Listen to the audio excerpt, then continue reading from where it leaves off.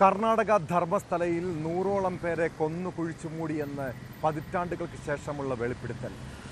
അവിശ്വസനീയമായ കഥ പോലെ ആദ്യം തോന്നിയെങ്കിലും കന്നഡ മാധ്യമങ്ങൾ പോലും പോകാതിരുന്ന സ്ഥലത്തേക്കാണ് ന്യൂസ് 18 വാർത്താ സംഘം ധീരമായി ചുവടുവെച്ചത്.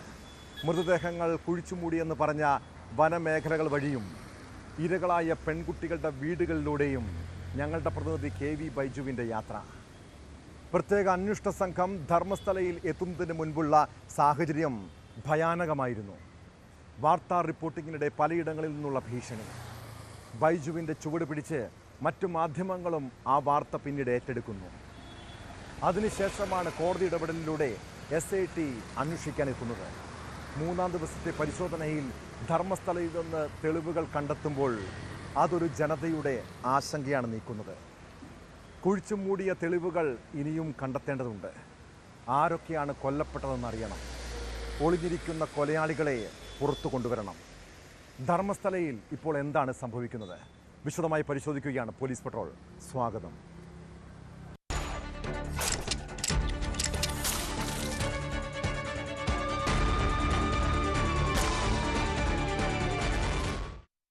കർണാടക ധർമ്മസ്ഥലയിൽ 100ഓളം പേരെ കൊന്നു കുഴിച്ചുമൂടിയെന്ന വെളിപ്പെടുത്തൽ ഒരു ഹൊറർ സിനിമയിലെ കഥകൾ പോലെ ചിലപ്പോൾ തോന്നിയേക്കാം. പതിറ്റാണ്ടുകൾക്ക് മുൻപ് കൊല്ലപ്പെട്ടവർ ആരൊക്കെയാണെന്നറിയില്ല. കൊലയാളികൾ ആരെന്നും വ്യക്തമല്ല. എന്നാൽ നീതി കിട്ടാതെ കുറേ പേരുടെ ആത്മാക്കൾ അവിടെ അലഞ്ഞു തിരിഞ്ഞു നടക്കുന്നുണ്ടാകാം. അങ്ങനെയാണ് വർഷങ്ങൾക്ക് ശേഷം ഒരു നാടിനെ മുഴുവൻ ഭീതിയിലാഴ്ത്തി മുൻ ശുചീകരണ തൊഴിലാളിയുടെ രംഗപ്രവേശം. തലയ്ക്ക് വെളിവില്ലാതെ ആരോ മെനഞ്ഞുണ്ടാക്കിയ ഒരു കഥയെന്ന് എഴുതിത്തള്ളിയവരുണ്ട്. എന്നാൽ അയാൾ പറഞ്ഞത് ഒരു കെട്ടുകഥയല്ലെന്ന് തെളിയുന്നു. വർഷങ്ങൾക്ക് മുൻപ് മണ്ണിനടിയിൽ കുഴിച്ചു മൂടപ്പെട്ട രഹസ്യം പുറത്തേക്ക് വരുന്നു.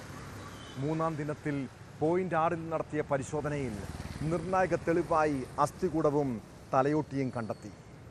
2 അടി താഴ്ചയിൽ കുഴിച്ചപ്പോഴാണ് പുരുഷൻ്റെ മൃതദേഹാവശിഷ്ടങ്ങൾ കണ്ടെത്തിയത്. ഇവ ഫോറൻസിക് പരിശോധനയ്ക്കായി അയച്ചിട്ടുണ്ട്.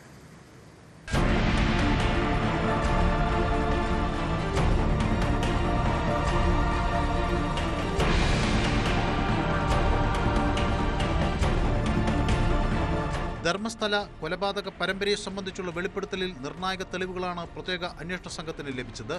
3-ാം ദിനത്തിൽ SIT നടത്തിയ പരിശോധനയിൽ പോയിന്റ് 6-ൽ നിന്നാണ് തലയില്ലാത്ത അസ്ഥികൂടം കണ്ടെത്തിയത്. പിന്നീട് ഇവിടെ നടത്തിയ വിശദമായ പരിശോധനയിൽ ഒരു തലയോട്ടിയും കണ്ടെത്തി.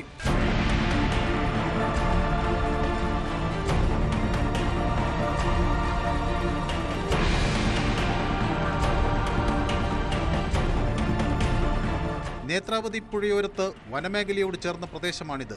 വർഷങ്ങൾക്ക് മുമ്പ് അതിക്രൂരമായി കൊല ചെയ്യപ്പെട്ട ആളുടെ ശേഷിപ്പാണോ ഇതെന്നാണ് സംശയം. അസ്ഥികൂടം ഫോറൻസിക് പരിശോധനയ്ക്കായി അയച്ചു. ഇതോടെ മുൻ ശുചീകരണ തൊഴിലാളിയുടെ വെളിപ്പെടുത്തൽ കൂടുതൽ ബലപ്പെടുകയാണ്. 1 മുതൽ 5 വരെയുള്ള പോയിന്റിൽ കഴിഞ്ഞ ദിവസം നടത്തിയ പരിശോധനയിൽ കാര്യമായ വസ്തുക്കളൊന്നും ലഭിച്ചിരുന്നില്ല. 1-ാമത്തെ പോയിന്റിൽ കഴിഞ്ഞ ദിവസം നടത്തിയ പരിശോധനയിൽ സ്ത്രീയുടെ ഹാൻഡ് ബാഗും ചുവപ്പ് നിറമുള്ള ബ്ലൗസും തിരിച്ചറിയൽ രേഖകളും ലഭിച്ചിരുന്നു. ലക്ഷ്മി എന്നു പേരുള്ള സ്ത്രീയുടെ തിരിച്ചറിയൽ രേഖയാണ് കണ്ടെത്തിയത്. ഇവ വിദഗ്ധ പരിശോധനയ്ക്കായി അയച്ചിട്ടുണ്ട്.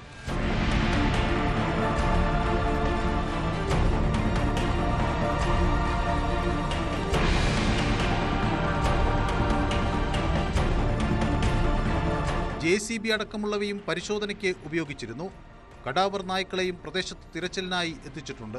സാക്ഷി പറഞ്ഞതനുസരിച്ച് അന്വേഷണ സംഘം അതിരുകെട്ടി സുരക്ഷിതമാക്കിയ 8 പോയിന്റുകളാണ് ഇനി ബാക്കിയുള്ളത്. ഇതിൽ ഇനി 3 എണ്ണം വനത്തിനുള്ളിലാണ്. 4 പോയിന്റുകൾ നേത്രാവതി നദിയോട് ചേർന്നുള്ള ദേശീയ പാതയിലാണ്. മറ്റൊന്ന് നേത്രാവതി സ്നാനഘട്ടിൽ നിന്നുള്ള ചെറു റോട്ടിലും. കന്യാടി എന്നിടത്തെ സ്വകാര്യ ഭൂമിയിലും 2 പോയിന്റുകളുണ്ടെന്ന് ശുചീകരണ തൊഴിലാളി പറഞ്ഞെങ്കിലും അവിടെ പരിശോധിക്കാൻ SITക്ക് പ്രത്യേക അനുമതി വേണ്ടിവരും. ഓരോ പോയിന്റിലും സാക്ഷി ആവശ്യപ്പെടുന്നതിലും കൂടുതൽ ചുറ്റളവിലാണ് അന്വേഷണ സംഘം കുഴിച്ചു പരിശോധിക്കുന്നത്. വരും ദിവസങ്ങളിൽ നിർണായക തെളിവുകൾ ലഭിക്കുമെന്നാണ് അന്വേഷണ സംഘത്തിന്റെ പ്രതീക്ഷ. ആദ്യ 2 ദിവസങ്ങളിൽ നിന്ന് വ്യത്യസ്തമായി 3-ാം ദിന തെരച്ചിലിൽ അസ്ഥികൂടം കണ്ടെത്തിയതോടെ ആക്ഷൻ കൗൺസിലും ശുഭാപ്തി വിശ്വാസത്തിലാണ്. സത്യമേവ ജയതയെന്ന് സാക്ഷിയുടെ അഭിഭാഷകൻ മഞ്ജുനാഥിന്റെ വാർത്താക്കുറിപ്പ് പുറത്തുവന്നു. സത്യം പുറത്തുവരുമെന്നാണ് പ്രതീക്ഷയെന്ന് കോഴിക്കോട്ടെ ആക്ഷൻ കൗൺസിൽ പ്രവർത്തകരും പ്രതികരിച്ചു. ഇത്തരം വിഷയങ്ങൾ ഉയർന്നു വന്നിട്ടും കമ്മിറ്റിയെ സംബന്ധിച്ചിടത്തോളമുള്ള ഏറ്റവും പ്രധാനപ്പെട്ട കൺസേൺ എന്ന് പറയുന്നത് മലയാളികളുമായി ബന്ധപ്പെട്ട് ഇത്തരം വിഷയങ്ങൾ പുറത്തു വന്നിട്ടും ഉത്തരവാദപ്പെട്ട സംസ്ഥാന ഗവൺമെൻറ് ആ വിഷയത്തിൽ ഒരു തരത്തിലുള്ള ഇടപെടൽ നടത്തുന്നില്ല എന്നതാണ് ഏറ്റവും ഖേദകരമായിട്ടുള്ള കാര്യം. ഒരു മണ്ണിൽ പുതഞ്ഞു കിടക്കുന്നത് കുഴിച്ചെടുക്കുന്നതുമായി ബന്ധപ്പെട്ട് ഉള്ള പ്രോസസ്സിൽ ഏർപ്പെടേണ്ട എല്ലാ സങ്കേതങ്ങളും ആഭ്യന്തര വകുപ്പുമായി ബന്ധപ്പെട്ട് കുറ്റാന്വേഷണവുമായി ബന്ധപ്പെട്ട എല്ലാ സങ്കേതങ്ങളും അവിടെ ഏർപ്പെടുത്തിക്കൊണ്ടാണ് ആ വിപുലമായ അന്വേഷണം നടത്തുന്നത് എന്നാണ് ആക്ഷൻ കമ്മിറ്റി മനസ്സിലാക്കുന്നത്. ധർമ്മസ്ഥലയിലെ കൂടുതൽ തെളിവുകൾ പുറത്തുവരുമ്പോഴും കൊലയാളികൾ മറഞ്ഞിരിക്കുകയാണ്. ഇവരെ കേന്ദ്രീകരിച്ചും SIT അന്വേഷണം തുടങ്ങിയതായാണ് സൂചന.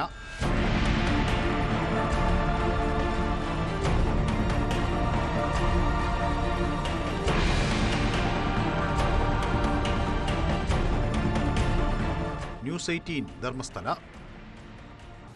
3 പതിറ്റാണ്ടുകൾക്കിടെ 400ഓളം പേരുടെ തിരോധാനം, പെൺകുട്ടികളും യുവതികളും ഉൾപ്പെടെ 100-ലേറെ പേരുടെ ദുരൂഹ മരണം.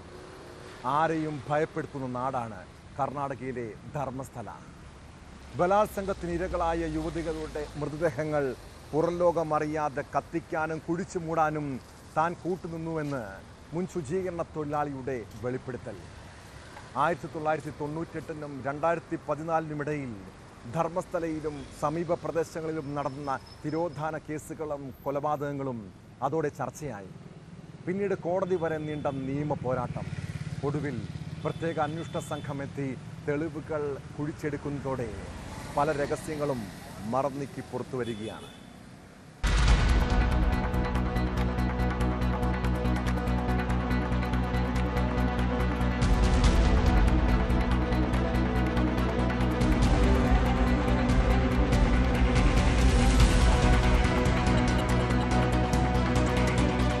ബലാത്സംഗം ചെയ്ത് കൊലപ്പെടുത്തിയ സ്ത്രീകളും സ്കൂൾ വിദ്യാർത്ഥിനികളും അടക്കം 100ഓളം പേരുടെ മൃതദേഹം കുഴിച്ചുമൂടാൻ നിർബന്ധിതനായെന്നായിരുന്നു ധർമ്മസ്ഥലയിലെ മുൻ ശുചീകരണ തൊഴിലാളിയുടെ വെളിപ്പെടുത്തൽ. ഇത് സംബന്ധിച്ച് ന്യൂസ് 18 ആദ്യം വാർത്ത പുറത്തു കൊണ്ടുവന്നത്. വെളിപ്പെടുത്തൽ ആദ്യം പോലീസ് അവഗണിച്ചെങ്കിലും കോടതി രഹസ്യമൊഴി രേഖപ്പെടുത്തുകയും ആക്ഷൻ കൗൺസിൽ ശക്തമായി രംഗത്ത് വരികയും ചെയ്തതോടെയാണ് പ്രത്യേക അന്വേഷണ സംഘം രൂപീകരിക്കാൻ സർക്കാർ നിർബന്ധിതരായത്. കർണാടക വനിതാ കമ്മീഷൻ വിഷയത്തിൽ ഇടപെടുകയും പ്രത്യേക അന്വേഷണ സംഘം രൂപീകരിക്കണമെന്നാവശ്യപ്പെട്ട് മുഖ്യമന്ത്രിക്ക് കത്ത് നൽകുകയും ചെയ്തിരുന്നു. കേസിലെ ഏക സാക്ഷിയാണ് മുൻ ശുചീകരണ തൊഴിലാളി. ധർമ്മസ്ഥലയിൽ എവിടെയൊക്കെ മൃതദേഹങ്ങൾ കുഴിച്ചിട്ടിട്ടുണ്ട്, ആരാണ് ഇതിന് നിയോഗിച്ചത്, എത്ര മൃതദേഹങ്ങൾ ഇത്തരത്തിൽ കുഴിച്ചിട്ടു, ഏതു നിലയിലായിരുന്നു മൃതദേഹങ്ങൾ തുടങ്ങി നിർണായക വിവരങ്ങളാണ് ഇയാൾ SITക്ക് നൽകിയത്. സാക്ഷിയുടെ മൊഴിയെടുപ്പ് പൂർത്തിയായതോടെ വിശദമായ പരിശോധനയ്ക്ക് SIT ധർമ്മസ്ഥലയിൽ എത്തുകയായിരുന്നു. മരങ്ങൾ തിങ്ങി നിൽക്കുന്ന പ്രദേശമായതിനാൽ നിരവധി പരിമിതികൾക്കുള്ളിൽ നിന്നാണ് പരിശോധന.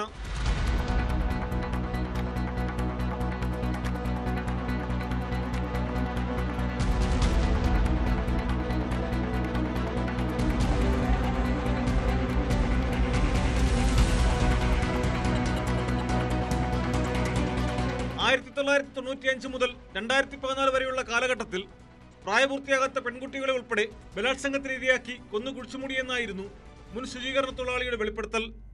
സൂപ്പർവൈസർമാരുടെ ഭീഷണിക്ക് വഴങ്ങിയാണ് മൃതദേഹങ്ങൾ മറവ് ചെയ്തതെന്നും ഇയാൾ വെളിപ്പെടുത്തിയിരുന്നു. താങ്ങാനാകാത്ത മാനസിക സമ്മർദ്ദം മൂലമാണ് കാര്യങ്ങൾ തുറന്നു പറയാൻ തയ്യാറായത്. 2014 ഭീഷണിയെ തുടർന്ന് കുടുംബത്തോടൊപ്പം മറ്റൊരു സംസ്ഥാനത്തേക്ക് പലായനം ചെയ്തിരുന്നു. ആദ്യം ധർമ്മസ്ഥല പോലീസിൽ പരാതി നൽകിയെങ്കിലും തുടർ നടപടികളൊന്നും ഉണ്ടായില്ല. പിന്നീട് ബെൽത്തങ്ങാടി കോടതിയിൽ രഹസ്യമൊഴി നൽകുകയായിരുന്നു. തെളിവെടുപ്പിനായി ഇത്തരത്തിൽ കുഴിച്ചിട്ട മൃതദേഹാവശിഷ്ടമായ തലയോട്ടി ഇയാൾ കോടതിയിൽ ഹാജരാക്കിയിരുന്നു. ധർമ്മസ്ഥലയിൽ കാണാതായവരുടെയും കൊല്ലപ്പെട്ടവരുടെയും അടക്കം വിവരങ്ങളും ബന്ധുക്കളുടെ പ്രതികരണങ്ങളും ഇതിനിടെ പുറത്തു വന്നു. മലയാളികളും ധർമ്മസ്ഥലയിൽ ഇരകളായിട്ടുണ്ടെന്നാണ് പരാതി. കർണാടക DGPയുടെ മേൽനോട്ടത്തിൽ 20-അംഗ സംഘമാണ് കേസ് അന്വേഷിക്കുന്നത്. ധർമ്മസ്ഥലയിലെ മണ്ണിൽ മൂടപ്പെട്ട രഹസ്യങ്ങൾ ചുരുളഴിയുന്നതോടെ സമാനതകളില്ലാത്ത കൂട്ടക്കുരുതിയാകും പുറത്തുവരിക.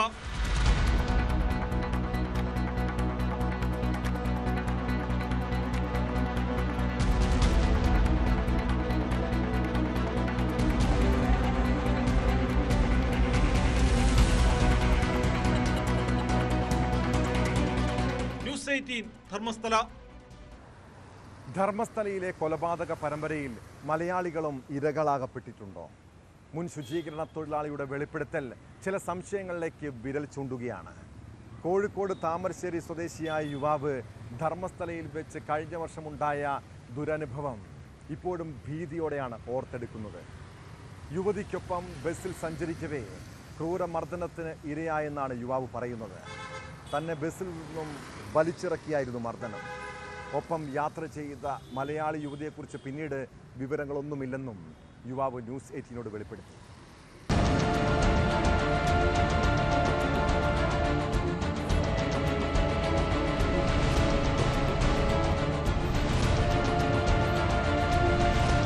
കഴിഞ്ഞ വർഷം നവംബറിലായിരുന്നു ജോലി സംബന്ധമായ ആവശ്യങ്ങൾക്കായി താമരശ്ശേരി സ്വദേശിയായ യുവാവ് ധർമ്മസ്ഥലയിലെത്തിയത്.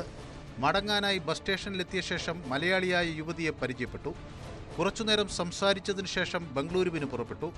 ഇരുവരും അടുത്തടുത്ത സീറ്റുകളിലാണ് ഇരുന്നത്. യാത്രയാരംഭിച്ച് ഏതാനും കിലോമീറ്ററുകൾ കഴിഞ്ഞപ്പോൾ വാഹനത്തിലെത്തിയ സംഘം ബസ്സിൽ നിന്ന് യുവാവിനെ പുറത്തേക്ക് വലിച്ചിറക്കി. യുവാവിൻ്റെയും യുവതിയുടെയും പേര് വിവരങ്ങൾ ചോദിച്ചറിഞ്ഞ് ഫോണുകൾ പരിശോധിച്ചു. തുടർന്ന് ക്രൂരമായി മർദ്ദിച്ചു. സ്ഥലത്തു നിന്നും ഓടി രക്ഷപ്പെട്ട ശേഷം കാട്ടിനുള്ളിൽ ഒളിച്ചാണ് ജീവൻ രക്ഷപ്പെടുത്തിയതെന്ന് യുവാവ് പറയുന്നു. ഇവർ എത്ര പേരുണ്ടായിരുന്നു ഈ ആൾക്കാർ? 10-20 പേര് കൂടുതലുണ്ടായിരുന്നു. ആ, അവരെന്ത് പറഞ്ഞിട്ടാണ് മർദ്ദിച്ചത്? അല്ലെ എന്താണ് ബസ്സിൽ സംഭവിച്ചത്? എന്താണ് ചോദിച്ചത്? എൻ്റെ പേര്, ഞാൻ മുസ്ലിമാണ്, അവൾ ഹിന്ദുവാണ് എന്നാണ് അവർ പറഞ്ഞത്. ഇപ്പൊ നിങ്ങൾ ആ കുട്ടിയെ ഇവിടെ ബസ് സ്റ്റാൻഡിൽ വെച്ചാണോ പരിചയപ്പെട്ടത്? മലയാളികളായതുകൊണ്ട് സംസാരിച്ചു. ഞാനും മലയാളി, അവളും മലയാളി. അവളെന്ത് വർക്കിൻ്റെ കാര്യമായിട്ട് ബംഗളൂരു പോയിരുന്നു. ഒന്ന് കുറേ നേരം സംസാരിച്ചിരുന്നോ? 10 മിനിറ്റ്. ബസ്സിൽ കയറി ബസ് അവിടെ നിന്ന് എടുത്തപ്പോൾ തന്നെ വേറെ ആൾക്കാർ നിന്ന് ഒരു സ്ഥലത്തെത്തിയപ്പോൾ കഴിഞ്ഞ പ്രദേശത്തെത്തിയപ്പോൾ ഒരു ബസ് തടയുകയും ചെയ്തു. ധർമ്മസ്ഥല കണ്ട ആൾക്കാർ തന്നെയായിരുന്നു അവിടെ നിന്ന് നമ്മളെ തിരിച്ചിറക്കി. എന്നെ ബസ്സിൽ ഇറക്കിയിട്ട് അവൾ ആ ബസ്സിൽ പോയിട്ടുണ്ടായിരുന്നു. ഇവിടെ പോകുന്നത് എന്താണെന്ന് ചോദിച്ചാൽ അവൾക്കും അവളെ അച്ഛനൊക്കെ ഇവിടെ കണ്ണൂരുള്ളതാണ്. ആക്രമണത്തിൽ ഗുരുതരമായി പരിക്കേറ്റതിനു പിന്നാലെ ആശുപത്രിയിൽ ചികിത്സ തേടിയ ശേഷം താമരശ്ശേരി പോലീസ് സ്റ്റേഷനിലെത്തി പരാതി നൽകിയെങ്കിലും ധർമ്മസ്ഥലയിൽ പരാതി നൽകാനായിരുന്നു നിർദ്ദേശം. സംഭവം നടന്ന് ഏതാനും ദിവസങ്ങൾ കഴിഞ്ഞ് യുവതി ജോലി ചെയ്തു വന്ന സ്ഥലത്തെത്തിയെങ്കിലും യുവതിയെ കണ്ടെത്താനായില്ല എന്ന് യുവാവ് പറയുന്നു. എന്താ നടക്കുന്നതെന്ന് ഞാൻ ന്യൂസൊക്കെ കാണലുണ്ട്. അന്ന് അറിയില്ലായിരുന്നു ഇങ്ങനെ ഒരു സംഭവം. അവിടെ ഉണ്ടായിരുന്ന കടയെ കടപ്പിച്ച് വേറെ ആളൊക്കെ സംസാരിച്ച് ഒരു വലിയ മാരകായുധങ്ങളൊക്കെ ഉണ്ടായിരുന്നു. ഞാൻ അവിടുന്ന് ഓടി രക്ഷപ്പെടുകയാണ് ചെയ്തു. അവരെന്നെ പുറകെ ഓടിച്ചായിരുന്നു കുറേ. ധർമ്മസ്ഥലയിൽ മറവു ചെയ്ത മൃതദേഹങ്ങളിൽ കേരളീയ രീതിയിൽ വസ്ത്രം ധരിച്ച സ്ത്രീകളുണ്ടെന്ന് ശുചീകരണ തൊഴിലാളി വെളിപ്പെടുത്തിയിരുന്നു. കൊല ചെയ്യപ്പെട്ടവരിൽ മലയാളികൾ ഉണ്ടോ എന്ന് കണ്ടെത്താനായി കോഴിക്കോട് കേന്ദ്രമാക്കി 2 ആക്ഷൻ കമ്മിറ്റികളും നിലവിൽ വന്നിട്ടുണ്ട്. മലയാളികളുടെ തിരോധാനത്തിൽ അന്വേഷണം ആവശ്യപ്പെട്ട് കേന്ദ്ര സംസ്ഥാന സർക്കാരുകൾക്കും മനുഷ്യാവകാശ കമ്മീഷനുകൾക്കും ആക്ഷൻ കമ്മിറ്റികൾ പരാതി നൽകിയിരുന്നു. കർണാടക മുഖ്യമന്ത്രിയെ നേരിൽ കണ്ട് പരാതി നൽകാനും ഭാരവാഹികൾ തീരുമാനിച്ചിട്ടുണ്ട്.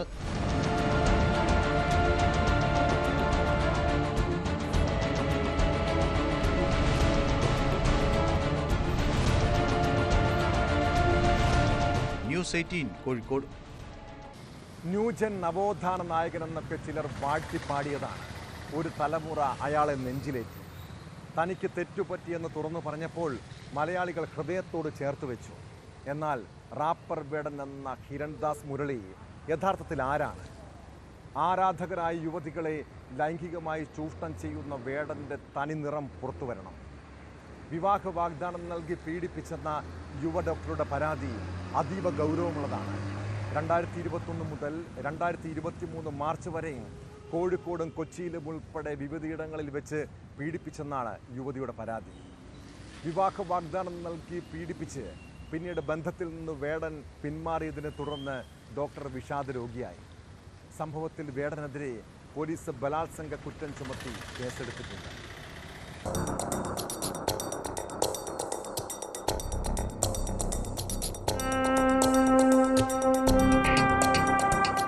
PGക്ക് പഠിക്കുന്ന സമയത്ത് വേടനോടുള്ള ആരാധന കാരണം ഇൻസ്റ്റഗ്രാമിലൂടെയാണ് യുവതി അയാളെ പരിചയപ്പെട്ടത്.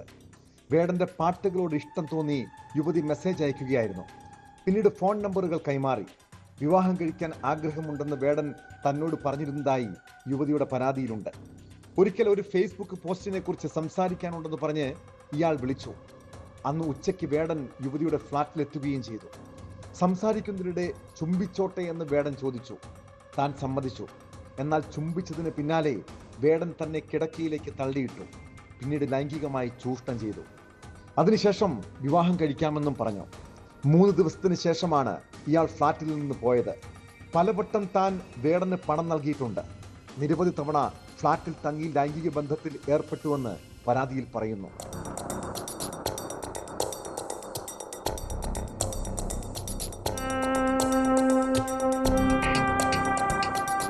2022 താൻ കൊച്ചിയിൽ ജോലിയിൽ പ്രവേശിച്ച സമയത്താണ് ഫ്ളാറ്റിൽ വേടനെത്തി ദിവസങ്ങളോളം തങ്ങിയത്. അവിടെ വെച്ച് തന്നെ അയാൾ ലൈംഗികമായി ഉപദ്രവിച്ചു. 2023 മാർച്ചിൽ സുഹൃത്തിന്റെ ഫ്ളാറ്റിൽ വെച്ചും ലൈംഗികമായി പീഡിപ്പിച്ചു. ജൂലൈ 14 കൊച്ചിയിലെ ഹോട്ടലിൽ സംഗീത നിശയിൽ പങ്കെടുക്കാനെത്തുമെന്ന് പറഞ്ഞാണ് മടങ്ങിയത്. എന്നാൽ വന്നില്ല. തുടർന്ന് താൻ വേടന്റെ സുഹൃത്തുക്കളെ വിളിച്ചു. ജൂലൈ 15 വേടൻ 3 സുഹൃത്തുക്കൾക്കൊപ്പം ഫ്ളാറ്റിലെത്തി. താൻ ടോക്സിക് ആണെന്ന് പറഞ്ഞ് ദേഷ്യപ്പെട്ടു. മറ്റുള്ള പെൺകുട്ടികളുമായി സെക്സ് ചെയ്യാൻ തന്നെ അനുവദിക്കില്ലെന്നും വേടൻ സുഹൃത്തുക്കളോട് പറഞ്ഞതായി യുവതി ആരോപിക്കുന്നു. നമുക്ക് പിരിയാമെന്ന് പറഞ്ഞ് വേടൻ ഫ്ളാറ്റിൽ നിന്ന് മടങ്ങിയെന്നും പരാതിയിലുണ്ട്.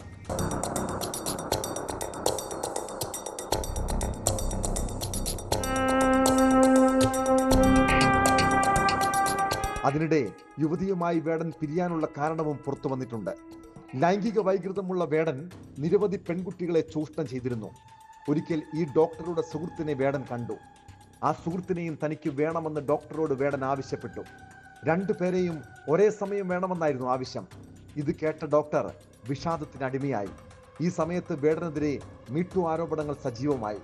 ഇതോടെയാണ് ഡോക്ടർ വേടന്റെ സ്വഭാവ വൈകൃതം തിരിച്ചറിഞ്ഞത്. പരാതിക്കും കേസിനും പിന്നാലെ വനിതാ ഡോക്ടർക്കെതിരെ അതിരൂക്ഷ സൈബർ ആക്രമണം നേരിടുന്നുവെന്ന് അഭിഭാഷക ആരോപിച്ചു. പരാതിക്കാരി പരാതി ഉന്നയിച്ചത് മുതൽ വളരെ സങ്കീർണമായ മാനസികാവസ്ഥയിൽ കൂടിയാണ് കടന്നു കൊണ്ടുവന്നത്. കാരണം 2 ദിവസമായിട്ട് കണ്ടിന്യൂസ് ആയിട്ട് ത്രെറ്റനിങ് കോൾസും അതുപോലെ തന്നെ അവരുടെ വീട്ടിലേക്ക് അതിക്രമിച്ച് കയറുകയും അതുപോലെ തന്നെ അവരുടെ പ്രൈവസിയുമായിട്ട് ബന്ധപ്പെട്ട വിഷയങ്ങളെല്ലാം തന്നെ റിവീൽ ചെയ്യുന്ന വിധത്തിലാണ് മാധ്യമങ്ങളിലും വാർത്തകൾ ഇന്ന് റിപ്പോർട്ട് ചെയ്ത് കണ്ടത്. സോ അവർ വളരെ ഒരു ശക്തമായ മാനസിക സംഘർഷത്തിലാണ്. മാത്രമല്ല അവരുടെ വീട്ടിലേക്ക് പലരും അതിക്രമിച്ച് കയറുകയുണ്ടായി. സോ അപ്പോൾ അതുകൊണ്ടാണ് ഇത്തരത്തിലൊരു പോലീസ് പ്രൊട്ടക്ഷൻ ഓർഡറും കൂടെ മൂവ് ചെയ്യാൻ വേണ്ടി പോലീസ് പ്രൊട്ടക്ഷന് വേണ്ടി തന്നെ കോടതിയെ സമീപിക്കേണ്ട ഒരു സിറ്റുവേഷൻ ഉണ്ടായത്. വേടനെതിരായ ബലാത്സംഗ പരാതി അന്വേഷണത്തിന്റെ പ്രാഥമിക ഘട്ടത്തിലാണെന്നും വേണ്ട നടപടി സ്വീകരിക്കുമെന്നും കൊച്ചി സിറ്റി പോലീസ് കമ്മീഷണർ കുട്ടാ വിമലാദിത്യ പറഞ്ഞു. IPC 376, 376 2N എന്നീ സെക്ഷനുകൾ പ്രകാരമാണ് വേടനെതിരെ പോലീസ് കേസെടുത്തിരിക്കുന്നത്. തെളിവുകൾ ലഭിച്ചാൽ അതനുസരിച്ച് കൂടുതൽ വകുപ്പുകൾ ചുമത്തും. അപ്പോൾ ഈ കേസിൽ നമ്മൾ കേസ് രജിസ്റ്റർ ചെയ്തിട്ടുണ്ട്. 376 IPC പ്രകാരമുള്ള കേസാണ് രജിസ്റ്റർ ചെയ്തത്. അതിനകത്ത് അന്വേഷണം പ്രാഥമിക സ്ഥിതിയിലാണ്. സോ ഇതിൻ്റെ എല്ലാ രീതിയിലുള്ള നിയമ നടപടികൾ നമ്മൾ എടുത്തിട്ട് ബാക്കി അനന്തര നടപടികൾ ചെയ്യും. അതിനകത്ത് കുറച്ച് സാമ്പത്തികമായിട്ടുള്ള ട്രാൻസാക്ഷൻസ് ഉണ്ട് എന്ന കാര്യങ്ങൾ കൂടെ കംപ്ലൈൻറ്റിലുണ്ട്. ആ കാര്യങ്ങൾ കൂടെ നമ്മൾ നോക്കി ഇപ്പോൾ അങ്ങനെ ഒന്നും ആഡ് ചെയ്തിട്ടില്ല. അതിൻ്റെ ബാക്കി എന്തെങ്കിലും തെളിവുകളോ മറ്റോ കിട്ടിയാൽ നമുക്ക് അതിനകത്ത് എന്തെങ്കിലും ഉണ്ടെങ്കിൽ ആഡ് ചെയ്യാം. വേടനുമായുള്ള ബന്ധം വ്യക്തമാക്കുന്ന തെളിവുകൾ യുവതി പോലീസിന് കൈമാറിയിട്ടുണ്ട്. യുവ ഡോക്ടറുടെ പരാതിയിൽ വേടനെതിരെ ബുധനാഴ്ച രാത്രിയാണ് തൃക്കാക്കര പോലീസ് കേസെടുത്തത്. അതിനിടെ വേടൻ ഒളിവിൽ പോയെന്നാണ് വിവരം.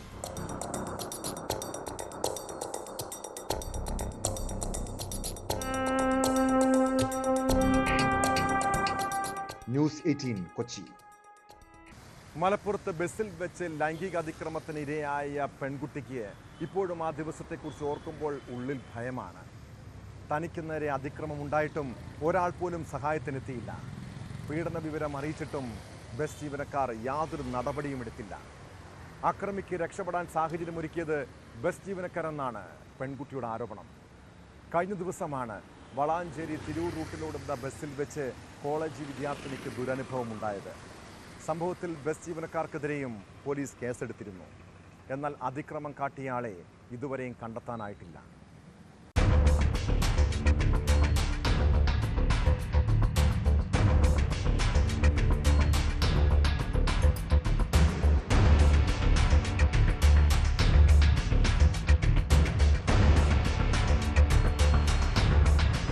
കഴിഞ്ഞ ദിവസം രാവിലെ തിരൂരിൽ നിന്ന് വളാഞ്ചേരിയിലേക്ക് വരികയായിരുന്ന മലാല ബസ്സിലാണ് സംഭവം. വളാഞ്ചേരി കാവുംപുറത്തെ കോളേജിൽ പഠിക്കുന്ന കുറുകത്താണി സ്വദേശിനിയായ വിദ്യാർത്ഥിനിയാണ് ലൈംഗിക അതിക്രമത്തിന് ഇരയായതായി പരാതി നൽകിയത്. കോളേജിലേക്കുള്ള യാത്രാമധ്യേ പുത്തനത്താണിയിൽ നിന്ന് ബസ്സിൽ കയറിയ ആൾ പെൺകുട്ടിയെ കയറി പിടിച്ചെന്നാണ് പരാതി. പീഡന വിവരം അറിയിച്ചിട്ടും ബസ് ജീവനക്കാർ നടപടിയെടുത്തില്ലെന്നും പ്രതിയെ പോലീസിന് കൈമാറിയില്ലെന്നും വിദ്യാർത്ഥിനി പറഞ്ഞു. തെറ്റ് ചെയ്തിട്ടില്ല എന്നുണ്ടെങ്കിൽ അയാൾക്ക് സോറി പറയേണ്ട ആവശ്യമില്ലല്ലോ. ഇയാൾ വീണ്ടും സോറി അറിയാൻ തുടങ്ങി. അങ്ങനെ കണ്ടക്ടർ വന്നിട്ട് ഇയാളെ ബസ്സിൻ്റെ ബാക്കിലോട്ട് കൊണ്ടുപോയിട്ട് ഇയാൾ പിന്നെ കുറച്ച് കഴിഞ്ഞപ്പോൾ, അതായത് സ്റ്റാൻഡിൽ എത്തുന്നതിന് മുന്നേ കണ്ടക്ടർ വന്നിട്ട് ചോദിച്ച് ഇങ്ങനെ ഒരു സംശയം തോന്നിയിട്ടുണ്ട് എന്നുണ്ടെങ്കിൽ ഇങ്ങനെ പറയേണ്ടിയിരുന്നില്ലേ. അപ്പോൾ ഞാൻ പറഞ്ഞു തോന്നിയപ്പോഴാണല്ലോ ഞാൻ അയാളോട് നേരിട്ട് റിയാക്ട് ചെയ്ത്, കണ്ടക്ടറോട് പറയേണ്ട ആവശ്യമില്ലല്ലോ. ഞാൻ റിയാക്ട് ചെയ്തപ്പോഴും നിങ്ങളെല്ലാവരും നോക്കി നിൽക്കണില്ലേ എന്ന് ഞാൻ ചോദിച്ചിട്ടുണ്ടായിരുന്നു. അവിടെ കണ്ടക്ടർ കണ്ടിട്ടുണ്ടായിരുന്നു, ഡ്രൈവർ പറഞ്ഞത് ഞാൻ അറിഞ്ഞിട്ടില്ല എന്നാണ്. കണ്ടക്ടർ മൂന്നിലൊരാൾ, ഇപ്പോൾ ക്ലീനർ ഉണ്ടാവും, കണ്ടക്ടർ ഉണ്ടാവും, ഡ്രൈവർ ഉണ്ടാവും, മൂന്നിലൊരാൾ അറിഞ്ഞിട്ടുണ്ടല്ലോ. ഇപ്പോൾ ഇത് പെൺകുട്ടി പരാതിപ്പെട്ടതോടെ ബസ് ജീവനക്കാർ ചോദ്യം ചെയ്തപ്പോൾ ബാഗ് ദേഹത്ത് തട്ടിയതാണെന്നും മാപ്പ് പറഞ്ഞെന്നുമാണ് ആരോപണ വിധേയൻ പറഞ്ഞത്. ഇതേ തുടർന്ന് ഇയാളെ മാറ്റിയിരുത്തുകയും ചെയ്തു. കാവുംപുറത്ത് ബസ് ഇറങ്ങേണ്ട പെൺകുട്ടി പോലീസിൽ പരാതി നൽകുന്നതിനായി വളാഞ്ചേരി വരെ യാത്ര ചെയ്തെങ്കിലും വളാഞ്ചേരി എത്തിയപ്പോൾ ഇയാൾ കാവുംപുറത്തിറങ്ങിയതായി ബസ് ജീവനക്കാർ പറയുകയായിരുന്നു. സമയമില്ലെന്ന് പറഞ്ഞു തന്നെ സ്റ്റാൻഡിൽ ഇറക്കിവിട്ടു പോയെന്നും പെൺകുട്ടി ആരോപിക്കുന്നു. ക്ലാസ്സിൽ ദുഃഖിച്ചിരിക്കുന്നത് കണ്ട് വിവരം തിരക്കിയ അധ്യാപകരാണ് സംഭവം വീട്ടുകാരെ അറിയിച്ചത്. പിന്നെ ഞാൻ കോളേജിൻ്റെ ടൈമായപ്പോൾ കോളേജിലേക്ക് പോവുകയും അവിടുന്ന് എനിക്ക് തല കറങ്ങി വീഴും BP കൂടുകയാണ് ചെയ്തിട്ടുണ്ടായിരുന്നു. അപ്പോൾ പ്രിൻസിപ്പളും ടീച്ചേഴ്സൊക്കെ കൂടെ എനിക്ക് കേസ് കൊടുക്കണമെന്ന് പറഞ്ഞപ്പോൾ ആ ഒരു വഴിക്കാണ് നീങ്ങിയത്. വീട്ടുകാർ ഇടപെട്ടതോടെയാണ് വിദ്യാർത്ഥിനി പരാതി നൽകിയത്. അതേസമയം ബസ്സിൽ വെച്ച് പരാതിയുള്ളതായി പെൺകുട്ടി പറഞ്ഞില്ലെന്നും അതുകൊണ്ടാണ് കേസുമായി മുന്നോട്ട് പോകാതിരുന്നതെന്നുമാണ് ബസ് ജീവനക്കാരുടെ വാദം.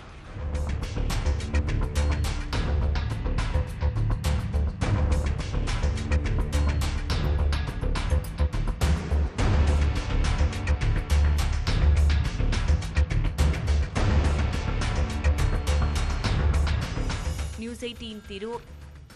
ആലപ്പുഴ പള്ളിപ്പുറത്ത് ദുരൂഹതകൾ ഒളിഞ്ഞിരിക്കുന്ന ഒറ്റപ്പെട്ട വീട്.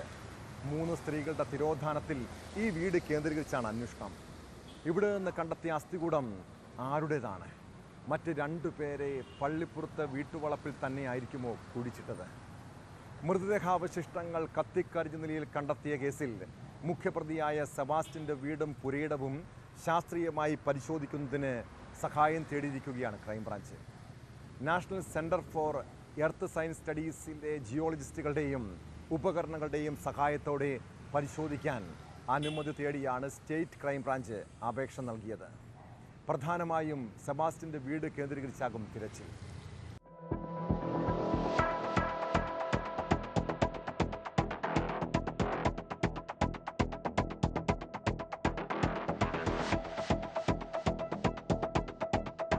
നിസാമുദ്ദീൻ എന്ന 15 വയസ്സുകാരനെ കാണാതായ സംഭവത്തിന്റെ ദുരൂഹതയുടെ ചുരുളഴിക്കാനാണ് കേരള പോലീസ് ആദ്യമായി NCSSലെ ജിയോളജിസ്റ്റുകളുടെ സഹായം തേടുന്നത്. കുട്ടിയെ ഏറ്റവും ഒടുവിൽ കണ്ട പുരയിടത്തിലായിരുന്നു ഭൂമിക്കടിയിലേക്ക് 25 മീറ്റർ വരെ സ്കാൻ ചെയ്യാനാകുന്ന ഉപകരണങ്ങൾ ഉപയോഗിച്ചുള്ള പരിശോധന. പക്ഷേ 1 ഏക്കറോളം സ്ഥലം പരിശോധനയ്ക്ക് വിധേയമാക്കേണ്ടി വരുമെന്നതിനാൽ വിജയകരമായി ഈ സംവിധാനം അന്ന് ഉപയോഗിക്കാൻ കഴിയാതെ പോയി.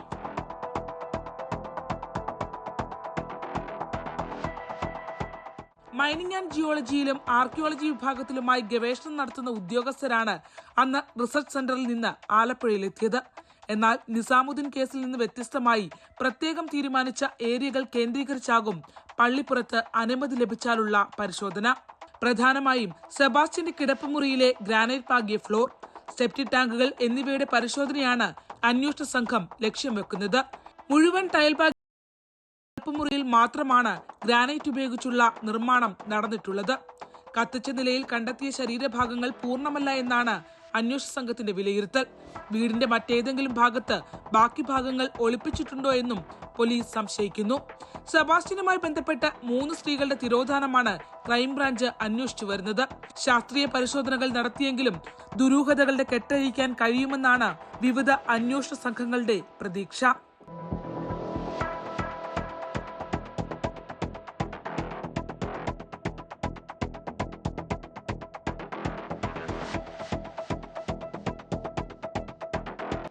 Saranya Snehajan, news 18 Alappuzha.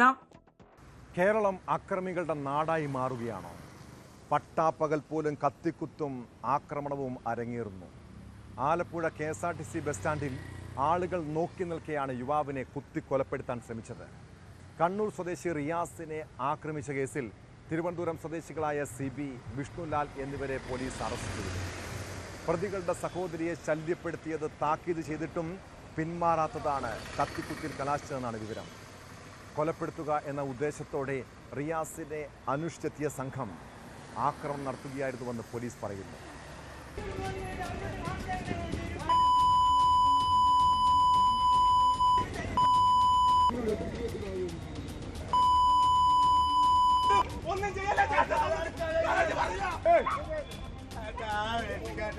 Alappuzha KSRTC bus സ്റ്റാൻഡിലാണ് സംഭവം. തിരുവനന്തപുരം മഞ്ചൂർ സ്വദേശിയായ വിഷ്ണുലാൽ, വട്ടപ്പാറ സ്വദേശി സിബി എന്നിവർ ചേർന്നാണ് കണ്ണൂർ സ്വദേശി റിയാസിനെ ആക്രമിച്ചത്. പ്രതികൾ ഒരാളുടെ ബന്ധുവായ പെൺകുട്ടിയോട് അപമര്യാദയായി പെരുമാറിയതുമായി ബന്ധപ്പെട്ടാണ് തർക്കം ആരംഭിച്ചതെന്ന് പ്രതികൾ പോലീസിനോട് പറഞ്ഞു. കയ്യിലുണ്ടായിരുന്ന കത്തി ഉപയോഗിച്ച് പരസ്യമായി കുത്തുകയും വെട്ടുകയുമായിരുന്നു.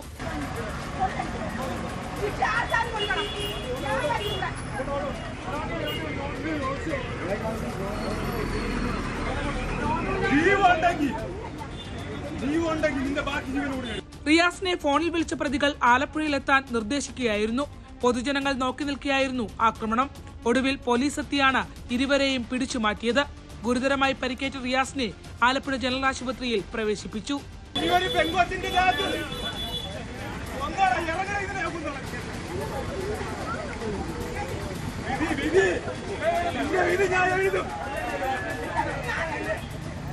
ന്യൂസ് 18 ആലപ്പുഴ.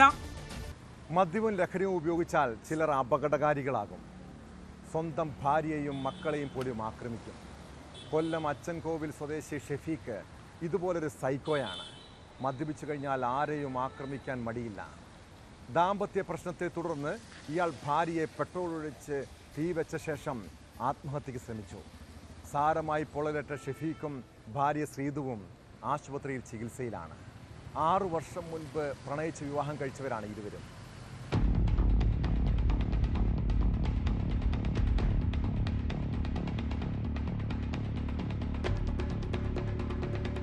അച്ചൻകോവിൽ സ്വദേശി ഷെഫീഖാണ് ഭാര്യ ശ്രീതുവിനെ കൊലപ്പെടുത്താൻ ശ്രമിച്ചത്. തുടർന്ന് ഇയാൾ ആത്മഹത്യക്ക് ശ്രമിക്കുകയായിരുന്നു. ഷെഫീഖ് മദ്യപിച്ചെത്തി വീട്ടിൽ സ്ഥിരമായി പ്രശ്നങ്ങളുണ്ടാക്കുമായിരുന്നെന്ന് നാട്ടുകാർ പറയുന്നു. ഇത് സംബന്ധിച്ച് ഭാര്യ അച്ചൻകോവിൽ പോലീസിൽ പരാതി നൽകുകയും ചെയ്തു. പരാതിയുടെ അടിസ്ഥാനത്തിൽ ഉച്ചയ്ക്ക് 12 മണിയോടെ ഇരുവരെയും സ്റ്റേഷനിൽ വിളിപ്പിക്കുകയും പ്രശ്നം ഒത്തുതീർപ്പാക്കി വീട്ടിലേക്ക് വിടുകയും ഉണ്ടായി. വീട്ടിലെത്തിയ ശേഷം ഷെഫീഖ് വീണ്ടും വഴക്കുണ്ടാക്കുകയും പ്രകോപിതനായി ഭാര്യയുടെ ദേഹത്ത് പെട്രോൾ ഒഴിച്ച് തീ കൊളുത്തുകയുമായിരുന്നു. തുടർന്നാണ് ഇയാളും ആത്മഹത്യക്ക് ശ്രമിച്ചത്.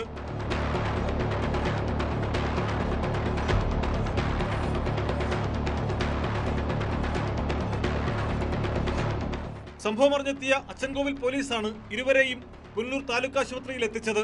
ഇവരുടെ വിവാഹം കഴിഞ്ഞിട്ട് 6 വർഷമായി. ദമ്പതിമാർക്ക് 3 കുട്ടികളുണ്ട്. സംഭവത്തിൽ പോലീസ് കേസെടുത്തു.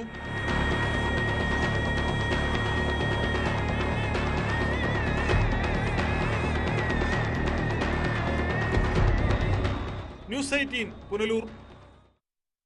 ഗുണ്ടാ സംഘങ്ങൾ നാട്ടിൽ ഭീകരാന്തരീക്ഷം സൃഷ്ടിക്കുകയാണ്.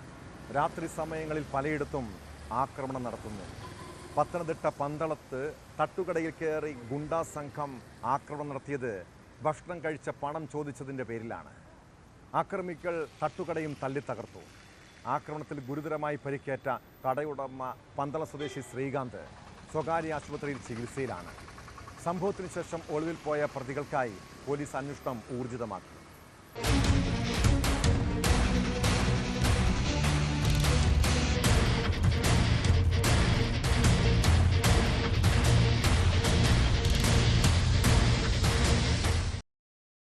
മണിക്കാണ് 4-അംഗ സംഘം പന്തളം മണികണ്ഠൻ ആൽത്തറയ്ക്ക് സമീപമുള്ള ശ്രീകാന്തിന്റെ തട്ടുകടയിലെത്തുന്നത്. ഈ സമയം ശ്രീകാന്തിന്റെ സഹോദരൻ ശ്രീനാഥാണ് കടയിലുണ്ടായിരുന്നത്. 3 ചായയും 3 ഓംലെറ്റും ഇവർ ആവശ്യപ്പെട്ടു. 2 ചായയും 2 ഓംലെറ്റും മാത്രമാണ് സംഘം കഴിച്ചത്. എന്നാൽ 3 ഓംലെറ്റിന്റെയും ചായയുടെയും പണം നൽകണമെന്ന് ശ്രീനാഥ് ആവശ്യപ്പെട്ടതോടെയാണ് ആക്രമണം ആരംഭിച്ചത്. ഇതിനിടയിൽ പറന്തലിൽ കട നടത്തിയിരുന്ന ശ്രീകാന്തിനെ ശ്രീനാഥ് വിളിച്ചു വരുത്തി. ആദ്യമെത്തിയവർക്കൊപ്പം കൂടുതൽ പേരെത്തി ശ്രീകാന്തിനെയും ആക്രമിച്ചെന്നാണ് പരാതി. കട പൂർണ്ണമായും തല്ലി തകർത്തു. പോലീസ് സ്ഥലത്തെത്തിയപ്പോൾ 10ഓളം വരുന്ന സംഘം ഓടി രക്ഷപ്പെടുകയായിരുന്നു. ഒരു 10-25 ആയപ്പോൾ എൻ്റെ കട സ്റ്റാഫിനെ വിളിച്ചിട്ട് പറഞ്ഞു, ഇതുപോലെ ചേട്ടച്ചാരെ തല്ലി 2-3 പിള്ളേരെ ഭയങ്കര പ്രശ്നമായി, ഇപ്പം അങ്ങോട്ട് പോയി കോളനിയുടെ ഭാഗത്തോട്ട് പോയെന്ന് പറഞ്ഞു. ഇത് കേട്ടോണ്ട് എനിക്ക് പേടി. കാര്യം ചേട്ടച്ചാർക്ക് ഒന്നാതെ ഈ ഫിക്സൊക്കെ ഇടയ്ക്ക് വരുന്നതാണ്, ന്യൂറോ സർജറി കഴിഞ്ഞാൽ. ഞാൻ അവിടെ നിന്ന് സ്കൂട്ടർ നേരെ കടയിൽ വന്ന് നിന്നപ്പോൾ ഉണ്ട് ഒരു 10-12 പേര് നമ്മുടെ ആ ആൽത്തറ ജംഗ്ഷൻ്റെ അവിടെ നിന്ന് വരുന്നു. പിള്ളേർ സെറ്റ് ഒരു 17, 18, 20 വയസ്സുള്ളവർ. ഇവന്മാർ വന്ന് എൻ്റെ കടയുടെ ഫ്രണ്ടിൽ നിരന്ന് നിൽക്കുക. അപ്പം ഞാൻ ചോദിച്ചു, എന്താ പറഞ്ഞ പ്രശ്നം, എന്താ കാര്യം, എന്താ എന്നും പറഞ്ഞതും ചീത്ത വിളിച്ചുകൊണ്ട്, ഒരു വൃത്തിയുടെ ചീത്ത വിളിച്ചുകൊണ്ട് ഒരുത്തിനിടയിൽ നിന്ന് വന്ന് എൻ്റെ നെഞ്ചത്തടിച്ച് ഞാൻ വേച്ച് പുറയിലൂടെ വീഴുകയും കുടിക്കുന്ന വെള്ളത്തിൻ്റെ ജഗ് എടുത്തിട്ട് എൻ്റെ പുറയിൽ. ഇപ്പം ബാക്കിയുള്ളവന്മാർ കയറി കടയിലെ പല സാധനങ്ങൾ അങ്ങോട്ടും ഇങ്ങോട്ടും വലിച്ചെറിയുക. എൻ്റെ ചേട്ടച്ചാരുണ്ടാവുന്നത് അവനെ പിടിച്ചെടുത്തല്ല. ദൈവത്തിൻ്റെ ഭാഗ്യം എന്ന് പറഞ്ഞാൽ അവൻ പോയി ആ ഫ്രിഡ്ജിൽ കയറി പിടിച്ചു. ഇല്ലെങ്കിൽ അവൻ താഴെ വീണായിരുന്നു. വീണ്ടും ഒരു ഓപ്പറേഷനോട് വണ്ടി വന്നതിനെ പകരം. തലയ്ക്ക് ഗുരുതരമായി പരിക്കേറ്റ ശ്രീകാന്ത് പന്തളത്തെ സ്വകാര്യ ആശുപത്രിയിൽ ചികിത്സയിലാണ്. ഉള്ളന്നൂർ പാണിൽ മേഖലയിലുള്ള സ്ഥിരം ഗുണ്ടാസംഘമാണ് ആക്രമണത്തിന് പിന്നിലെന്ന് സംശയമുള്ളതായി പന്തളം പോലീസ് പറഞ്ഞു. പ്രതികൾക്കായി പോലീസ് വ്യാപകമായ അന്വേഷണം ആരംഭിച്ചു.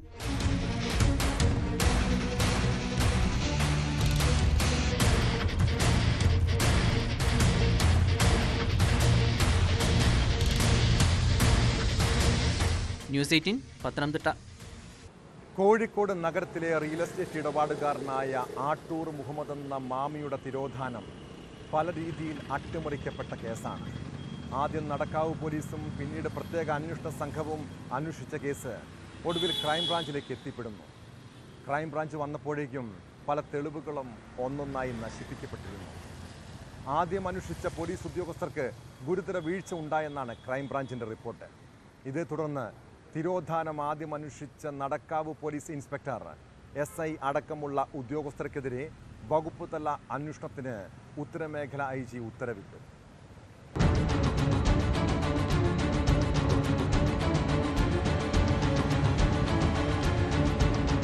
മാമി തിരോധന കേസ് അന്വേഷണത്തിന്റെ ആദ്യഘട്ടത്തിൽ അന്വേഷണം നടത്തിയ ഉദ്യോഗസ്ഥർക്ക് ഗുരുതരമായ വീഴ്ച പറ്റിയതായാണ് ക്രൈംബ്രാഞ്ചിന്റെ കണ്ടെത്തൽ. നടക്കാവ് SI ബിനു മോഹനായിരുന്നു കേസ് അന്വേഷണം നടത്തിയത്. ഇൻസ്പെക്ടർ PK ജിജീഷ് അന്വേഷണ മേൽനോട്ടവും നിർവഹിച്ചു. ഇവരടക്കം 4 പേർക്കെതിരെയാണ് വകുപ്പുതല അന്വേഷണത്തിന് ഉത്തരമേഖല IG രാജ്പാൽ മീണ ഉത്തരവിട്ടിരിക്കുന്നത്. കേസ് അന്വേഷണത്തിന്റെ പ്രാരംഭഘട്ടത്തിൽ CCTV ദൃശ്യങ്ങൾ ശേഖരിക്കാനടക്കം ശ്രമം നടത്തിയില്ല. കാണാതാവുന്നതിന് തൊട്ടു മുൻപ് മാമി നടത്തിയ ഇടപാടുകളടക്കം പരിശോധിക്കുന്നതിലും വീഴ്ചയുണ്ടായെന്ന് ക്രൈംബ്രാഞ്ച് റിപ്പോർട്ടിൽ ചൂണ്ടിക്കാട്ടുന്നു. ക്രമസമാധാന ചുമതലയ്ക്ക് പുറത്തുള്ള അസിസ്റ്റന്റ് കമ്മീഷണർക്കാണ് വകുപ്പുതല അന്വേഷണത്തിന്റെ ചുമതല. 60 ദിവസത്തിനുള്ളിൽ റിപ്പോർട്ട് നൽകണമെന്നും ഉത്തരവിൽ പറയുന്നു.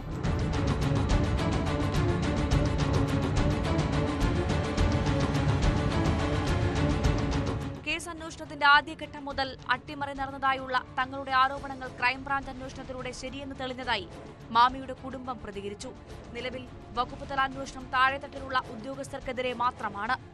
ഇപ്പോൾ അന്വേഷണത്തിന് ഉത്തരവിട്ട രാജ്പാൽ മീണയായിരുന്നു അന്നത്തെ കമ്മീഷണർ. അന്വേഷണ വീഴ്ചയുടെ ഉത്തരവാദിത്വത്തിൽ നിന്ന് രാജ്പാൽ മീണയ്ക്കും ഒഴിഞ്ഞുമാറാനാവില്ല. നിയമപരമായി ഏതറ്റം വരെയും പോകുമെന്നും മാമിയുടെ കുടുംബം പറയുന്നു. ഒരു തിരിച്ചറിവ് പോലീസിൻ്റെ ഭാഗത്തുനിന്ന് വന്നതിൽ സന്തോഷമുണ്ട്. ഈ അതേ കാര്യം തന്നെ 2023 വർഷങ്ങളിൽ നമ്മൾ ഡിപ്പാർട്ട്മെൻറ്റിനോടും മുഖ്യമന്ത്രിയോടും DGPയോടും ഒക്കെ പറഞ്ഞുകൊണ്ടിരിക്കുന്ന ഒരു കാര്യമായിരുന്നു. ബഹുമാനപ്പെട്ട മുഖ്യമന്ത്രിക്കും DGPക്കും ഏതൊക്കെ ഓഫീസേഴ്സും ഇതിൻ്റെ മുകളിലുണ്ടോ അവിടെയൊക്കെ ഞങ്ങൾ പോയി പറഞ്ഞിരുന്നു. ഇന്നും അതേ പല്ലവി പറഞ്ഞുകൊണ്ടിരിക്കുക. ഇപ്പോഴാണ് ക്രൈംബ്രാഞ്ച് അതൊരു അതൊരു അന്വേഷണത്തിൽ വെളിപ്പെട്ട ഒരു കാര്യമായിട്ട് ഞങ്ങൾ വർഷങ്ങൾക്ക് മുമ്പ് പറഞ്ഞുകൊണ്ടിരിക്കുന്ന കാര്യമാണ് ഇപ്പോൾ ക്രൈംബ്രാഞ്ച് പറഞ്ഞത്. എവിടെ വരെയാണോ പോകേണ്ടത് ആക്ഷൻ കമ്മിറ്റിയും കുടുംബവും അതിൻ്റെ പുറകിൽ ഉണ്ടാവും. ഞങ്ങൾ മരിക്കുന്നവരെ നമ്മളിത് വിട്ടുകൊടുക്കാൻ ഞങ്ങൾ തയ്യാറല്ല.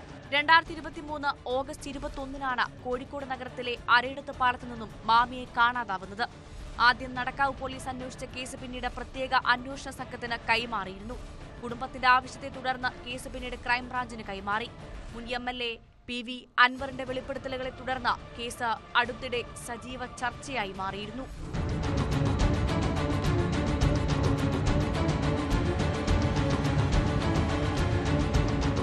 ന്യൂസ് 18 കോഴിക്കോട്.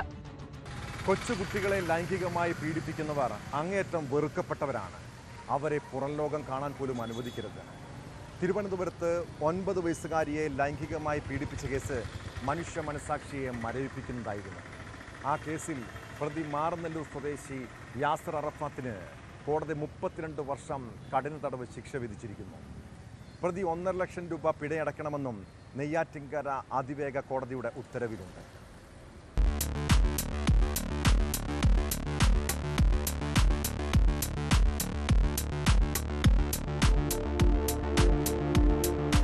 മാറനല്ലൂർ കണ്ടല മുത്താണ്ടിക്കോവിൽ യാസർ മൻസിലിൽ യാസർ അറാഫത്തിനെയാണ് 32 വർഷം കഠിന തടവിനും 1.5 ലക്ഷം രൂപ പിഴയടയ്ക്കാനും ശിക്ഷിച്ചത്. പിഴയടച്ചില്ലെങ്കിൽ 1 വർഷം 5 മാസം കൂടി തടവ് അനുഭവിക്കണം. നെയ്യാറ്റിൻകര അതിവേഗ കോടതി ജഡ്ജി K പ്രസന്നയാണ് ശിക്ഷ വിധിച്ചത്.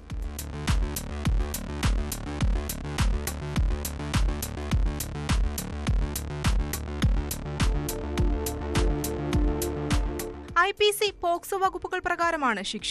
2019 കേസിനാസ്പദമായ സംഭവം. 9 വയസ്സുകാരിയെ ലൈംഗികമായി പീഡിപ്പിച്ച സംഭവത്തിൽ മാർനല്ലൂർ പോലീസാണ് കേസ് രജിസ്റ്റർ ചെയ്തത്. പ്രോസിക്യൂഷൻ ഭാഗത്തു നിന്നും 16 സാക്ഷികളെ വിസ്തരിക്കുകയും 18 രേഖകൾ ഹാജരാക്കുകയും ചെയ്തു. പ്രോസിക്യൂഷനു വേണ്ടി special public prosecutor Vellarada KS Santhosh Kumar ഹാജരായി.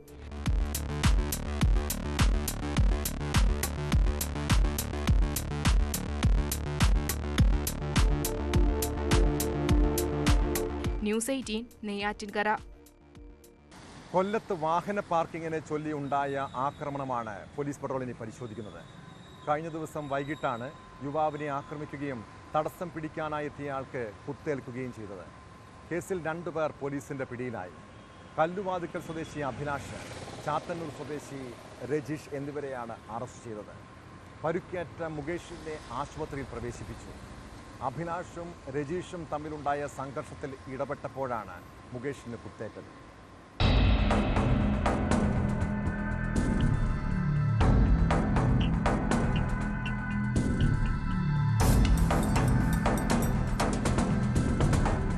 കഴിഞ്ഞ ദിവസം വൈകിട്ട് 5:30 കൊല്ലം ശാസ്ത്രിമുക്കിലായിരുന്നു സംഭവം. രജീഷ് ടർഫിന് സമീപം കാറ് പാർക്ക് ചെയ്യാൻ ശ്രമിക്കവേ അഭിലാഷുമായി വാക്കുതർക്കമുണ്ടായി. തുടർന്ന് കയ്യാംകളിയിലേക്ക് എത്തിയപ്പോൾ അഭിലാഷിന്റെ സുഹൃത്ത് മുകേഷ് എത്തുകയും ഇരുവരെയും പിടിച്ചു മാറ്റാൻ ശ്രമിക്കുകയും ചെയ്തു.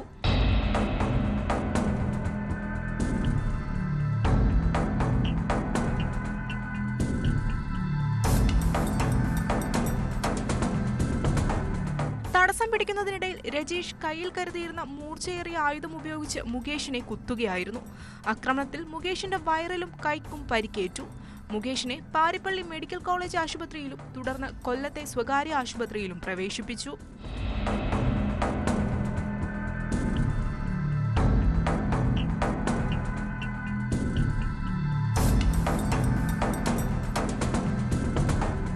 സംഘട്ടനത്തിനിടയിൽ അഭിലാഷ് രജീഷിനെ കല്ലുകൊണ്ട് തലക്കിടിച്ച് പരിക്കേൽപ്പിക്കുകയും ചെയ്തു. തലയ്ക്ക് സാരമായി പരിക്കേറ്റ രജീഷും ആശുപത്രിയിൽ ചികിത്സ തേടിയിരുന്നു. വിവരമറിഞ്ഞെത്തിയ പാരിപ്പള്ളി CI നിസാറിന്റെ നേതൃത്വത്തിലുള്ള പോലീസ് സംഘമാണ് രജീഷ്, അഭിലാഷ് എന്നിവരെ അറസ്റ്റ് ചെയ്തത്. കോടതിയിൽ ഹാജരാക്കിയ പ്രതികളെ റിമാൻഡ് ചെയ്തു.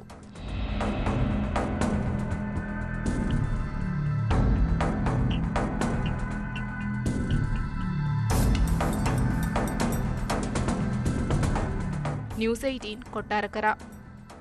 തിരുവനന്തപുരം ജവഹർ നഗറിലെ കോടികളുടെ വീട് തട്ടിയെടുത്ത കേസിൽ മുഖ്യപ്രതിയും കോൺഗ്രസ് നേതാവുമായ അനന്തപുരി മണികണ്ഠന്റെ മൊഴി പുറത്ത്.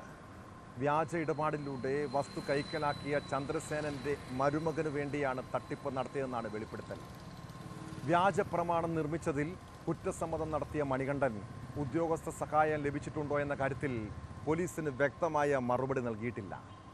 കോടതിയിൽ ഹാജരാക്കി റിമാൻഡ് ചെയ്ത പ്രതിയെ വിശദമായ തെളിവെടുപ്പിനായി മ്യൂസിയം പോലീസ് അടുത്ത ദിവസം കസ്റ്റഡിയിൽ വാങ്ങും.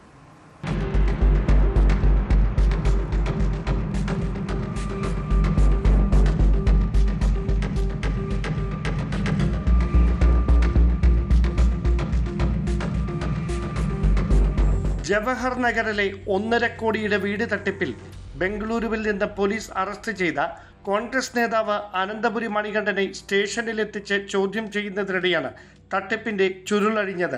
വ്യാജ പ്രമാണം ഉപയോഗിച്ച് വസ്തു കൈക്കലാക്കിയ ചന്ദ്രസേനന്റെ മരുമകൻ അനിൽ തമ്പിക്ക് വേണ്ടിയാണ് തട്ടിപ്പിന് കൂട്ടുനിന്നതെന്നാണ് മണികണ്ഠന്റെ മൊഴി.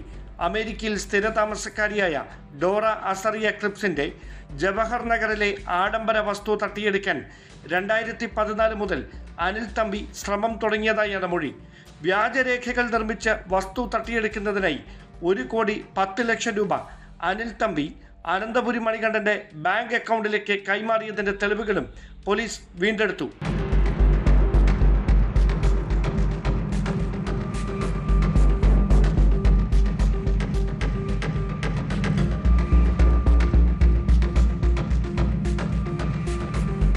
പ്രാഥമിക ചോദ്യം ചെയ്യലിന് ശേഷം കോടതിയിൽ ഹാജരാക്കി റിമാൻഡ് ചെയ്ത മണികണ്ഠനെ വിശദമായ ചോദ്യം ചെയ്യലിനും തെളിവെടുപ്പിനുമായി അടുത്ത ദിവസം പോലീസ് കസ്റ്റഡിയിൽ വാങ്ങും. അതിനിടെ വസ്തുവിന്റെ യഥാർത്ഥ അവകാശിയായ ഡോറയോട് രൂപസാദൃശ്യമുള്ള വസന്തയെ മണികണ്ഠന് പരിചയപ്പെടുത്തി നൽകിയ കല്ലയം സ്വദേശി സുനിൽ ബാബുവിനെയും പോലീസ് അറസ്റ്റ് ചെയ്തു. ധനനിശ്ചയ പ്രമാണത്തിൽ കള്ളസാക്ഷിയായി ഒപ്പിട്ടതും സുനിലാണെന്നാണ് അന്വേഷണ സംഘത്തിന്റെ കണ്ടെത്തൽ. വ്യാജ പ്രമാണം തയ്യാറാക്കി വിൽപ്പന നടത്തുന്നതിന് സഹായം ചെയ്തു നൽകിയ രജിസ്ട്രേഷൻ വകുപ്പിലെ ഉദ്യോഗസ്ഥരെ കേന്ദ്രീകരിച്ചും അന്വേഷണം പുരോഗമിക്കുകയാണെന്നാണ് സൂചന.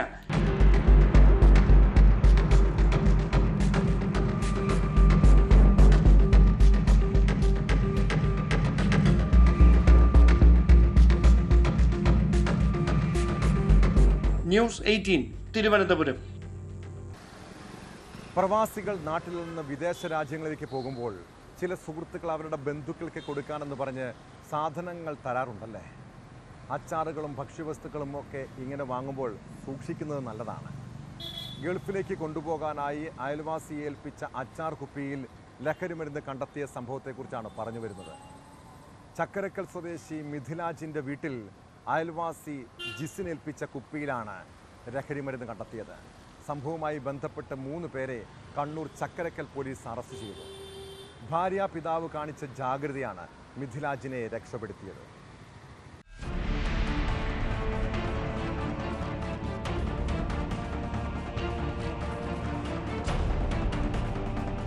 കണ്ണൂർ ചക്കരക്കൽ സ്വദേശികളായ ജിസിൻ, ശ്രീലാൽ, അർഷാദ് എന്നിവരെയാണ് അറസ്റ്റ് ചെയ്തത്. വെള്ളിയാഴ്ച സൗദി അറേബ്യയിലേക്ക് പോകാനിരിക്കുന്ന മിഥിലാജിന്റെ ഭാര്യ വീട്ടിൽ ബുധനാഴ്ച രാത്രിയാണ് അയൽവാസി ജിസിൻ അച്ചാറും ചിപ്സും അടങ്ങുന്ന പാഴ്സൽ ഏൽപ്പിച്ചത്. പാഴ്സൽ ശ്രീലാൽ എന്നയാൾ തന്നതാണെന്നും ഗൾഫിലുള്ള വഹീന് കൊടുക്കണമെന്നും പറഞ്ഞു. വഹീൻ ഇക്കാര്യം സൂചിപ്പിച്ചു മിഥിലാജിന് സന്ദേശം അയച്ചിരുന്നു. സംഭവ സമയം മിഥിലാജ് ഭാര്യ വീട്ടിലുണ്ടായിരുന്നില്ല. ഇയാളുടെ ഭാര്യ പിതാവ് അമീർ സംശയം തോന്നി പാഴ്സൽ തുറന്നു പരിശോധിച്ചപ്പോഴാണ് അച്ചാർ കുപ്പിയിൽ കവറുകൾ കണ്ടത്. ഇതിനെ തുടർന്ന് ചക്കരക്കൽ പോലീസിൽ വിവരമറിയിക്കുകയായിരുന്നു.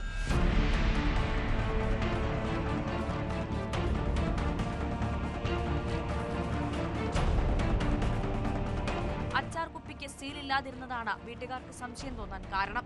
തുടർന്ന് അച്ചാർ മറ്റൊരു പാത്രത്തിലേക്ക് മാറ്റിയപ്പോഴാണ് ചെറിയ പ്ലാസ്റ്റിക് കവറിലാക്കി എന്തോ ഒളിപ്പിച്ചതായി കണ്ടെത്തിയത്. പോലീസ് നടത്തിയ പരിശോധനയിലാണ് കവറിൽ ലഹരി മരുന്നാണെന്ന് തിരിച്ചറിഞ്ഞത്. 2.6 ഗ്രാം MDMA-യും 3.04 ഗ്രാം ഹാഷിഷ് ഓയിലുമാണ് കവറിലുണ്ടായിരുന്നത്. മിഥിലാജിനെ മനഃപൂർവ്വം കുടുക്കാനുള്ള ശ്രമമാണോ നടത്തിയതെന്നും പോലീസ് അന്വേഷിക്കുന്നുണ്ട്.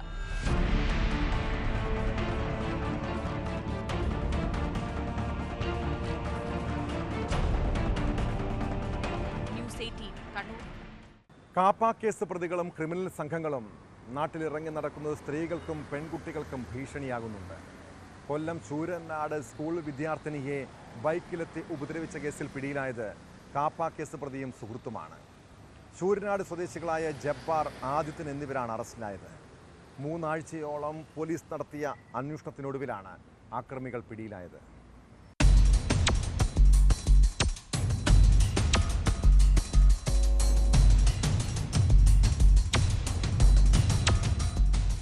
ആളൊഴിഞ്ഞ സ്ഥലത്ത് വെച്ച് കടന്നുപിടിക്കാൻ ശ്രമിച്ചതോടെ വിദ്യാർത്ഥിനി നിലവിളിച്ച് ബഹളം വയ്ക്കുകയായിരുന്നു.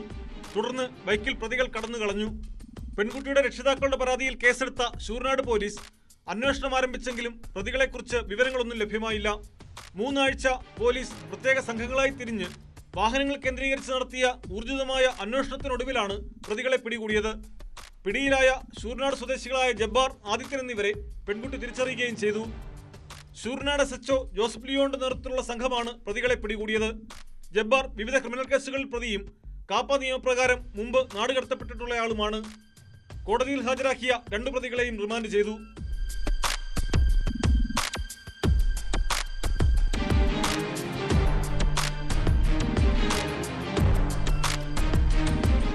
ന്യൂസ് 18 കൊട്ടാരക്കര. കൊല്ലം തെന്മല ഗ്രാമപഞ്ചായത്തിന്റെ മലയോര മേഖലകളിൽ മോഷണം തുടർക്കഥയാണ്. 4 അംഗ സംഘമാണ് ഇടമണിലുള്ള കടയുടെ ഷട്ടർ തകർത്ത് അകത്തു കയറി മോഷണം നടത്തിയത്. CCTV-കൾ പരിശോധിച്ച പോലീസിന് പ്രതികളെക്കുറിച്ച് ചില സൂചനകൾ ലഭിച്ചിരുന്നു. ഇതോടെ സമാനമായ മറ്റു കേസുകളും പരിശോധിച്ചു. ഒടുവിൽ കവർച്ചാ സംഘം പോലീസിന്റെ പിടിയിലായി. പുന്നല സ്വദേശി മുകേഷ്, കൂട്ടാളികളായ ശ്രീജിത്ത്, അനി, ബിജു എന്നിവരാണ് അറസ്റ്റിലായത്.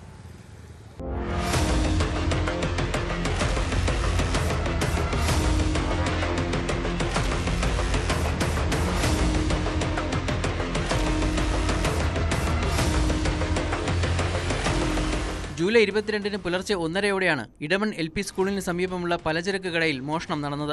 ഷട്ടർ തകർത്ത് അകത്തുകയറിയ മോഷ്ടാവ് കടയിലെ മേശയിൽ സൂക്ഷിച്ചിരുന്ന 85,000 രൂപയും 2 ചാക്കുകളിലായി സൂക്ഷിച്ചിരുന്ന 250 കിലോ ഉണക്ക കുരുമുളകും 70 കിലോ കൊട്ടപ്പാക്കും അപഹരിച്ചു. തെന്മല പോലീസ് CCTV ദൃശ്യങ്ങൾ കേന്ദ്രീകരിച്ച് നടത്തിയ അന്വേഷണമാണ് പ്രതികളിലേക്ക് എത്തിയത്. സമാന സ്വഭാവമുള്ള കേസുകളിലെ പ്രതികളെക്കുറിച്ച് നടത്തിയ അന്വേഷണത്തിൽ പുന്നല ചാച്ചിപ്പുന്നയുള്ള മുകേഷ് ആണ് മോഷ്ടാവെന്ന് തിരിച്ചറിഞ്ഞു. 250 കിലോ കുരുമുളകും 85,000 രൂപയും 70 കിലോ കൊട്ടപ്പാക്കും പിന്നെ പഞ്ചായത്തിന് ലൈസൻസ്. കഴിഞ്ഞ 3 മാസം മുമ്പ് നമ്മൾ റിമാൻഡ് ചെയ്താണ് മോഷണ കേസ്. ഇപ്പോൾ ഈ മോഷണം നടന്നതിൽ നമ്മൾ ഒരുപാട് CCTV നോക്കി ആൾക്കാരെ കണ്ട് ചോദിക്കുകയൊക്കെ ചെയ്ത് അവസാനം ഒരു വേഗമായിട്ട് മുകേഷിൻ്റെ ഡീറ്റെയിൽസ് കിട്ടി. അങ്ങനെ അന്വേഷിച്ച് വരുമ്പോൾ മുകേഷ് പറഞ്ഞിട്ട് സാധനം കൊണ്ട് കൊടുത്തായിട്ട് അറിഞ്ഞു. കടകളിലൊക്കെ ചെന്ന് ചോദിച്ച് ആൾക്കാരെ കണ്ടു ചോദിച്ച് സാക്ഷികളൊക്കെ കണ്ടു ചോദിച്ച് ശരിക്കും മുകേഷിലേക്ക് എത്തുകയായിരുന്നു നമ്മൾ ചെയ്യുന്നത്. ഒരുപാട് കേസുകളിലെ പ്രതിയാണ് പിന്നീട് കേസുണ്ടെന്ന് പറയുന്നത്. പലയിടത്തും കേസിട്ട് നമ്മുടെ 3-4 കേസുണ്ടായിരുന്നു. ആ കേസുകൾക്കെല്ലാം നമ്മൾ റിപ്പോർട്ട് കൊടുക്കുന്നുണ്ട്. ഒരുപക്ഷെ മുകേഷിനെ തിരിച്ച് അവിടുന്ന് ഇറങ്ങുന്നതിന് മുമ്പ് തന്നെ ചാർജ് ഷീറ്റ് കൊടുത്ത് അതിന് ആവശ്യമായ നടപടി സ്വീകരിക്കാനുള്ള തീരുമാനത്തിലേക്കാണ് ഞങ്ങൾ എത്തിയിരിക്കുന്നത്. മുകേഷ് ഒറ്റയ്ക്കാണ് കമ്പിപ്പാര ഉപയോഗിച്ച് ഷട്ടർ പൊളിച്ച് മോഷണം നടത്തിയത്. പിന്നീട് മോഷണ സാധനങ്ങൾ വിൽക്കാനായി ഒപ്പം കൂടിയവരാണ് മറ്റുള്ളവർ. മുകേഷിനെയും ശ്രീജിത്തിനെയും ചാച്ചിപ്പുന്നയുള്ള വീട്ടിൽ നിന്നും അനി, ബിജു എന്നിവരെ കലയനാട് മാർക്കറ്റിൽ നിന്നുമാണ് പിടികൂടിയത്. തെന്മല SI അമീൻ, CPOമാരായ രഞ്ജിത്ത്, അഭിജിത്ത്, മൻസൂർ, അജിത്, വിഷ്ണു UK എന്നിവരുടെ നേതൃത്വത്തിലുള്ള സംഘമാണ് പ്രതികളെ പിടികൂടിയത്.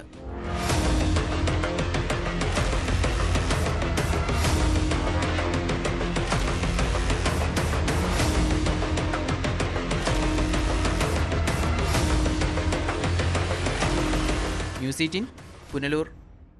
പൊതുസ്ഥലങ്ങളിലും മാർക്കറ്റുകളിലും കവർച്ചാ സംഘങ്ങൾ ഒളിഞ്ഞിരിക്കുന്നുണ്ട്. സ്ത്രീകളെ ലക്ഷ്യമിട്ടാണ് ഇവർ നാട്ടിലിറങ്ങിയിരിക്കുന്നത്. തിരുവനന്തപുരം കാട്ടാക്കടയിൽ ചന്തയിൽ വന്ന വീട്ടമ്മയുടെ സഞ്ചിയിൽ നിന്ന് സ്വർണവും പണവും കവർന്ന കേസിൽ പ്രതിയെ പോലീസ് അറസ്റ്റ് ചെയ്തു. CCTV കേന്ദ്രീകരിച്ച് നടത്തിയ അന്വേഷണത്തിലാണ് നെടുങ്ങാട് സ്വദേശി ശ്യാമള പിടിയിലായത്.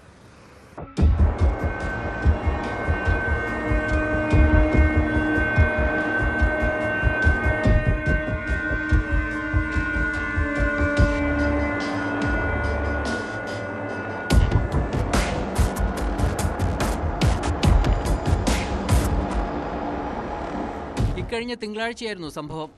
കാട്ടാക്കട ചന്തയിൽ പച്ചക്കറി വാങ്ങാൻ വന്ന കിള്ളി സ്വദേശി യഹ്യയുടെ കയ്യിൽ നിന്നാണ് സ്വർണവും പണവും അടങ്ങിയ പേഴ്സ് കവർന്നത്.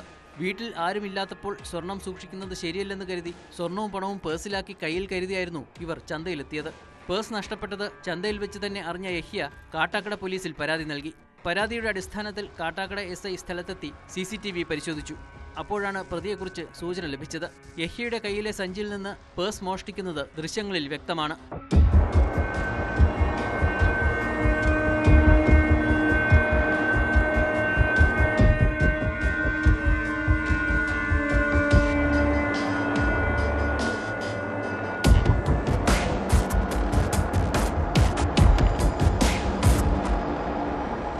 അന്വേഷണത്തിൽ നെടുമങ്ങാട് സ്വദേശി ശ്യാമളയാണ് പ്രതിയെന്ന് തിരിച്ചറിഞ്ഞു.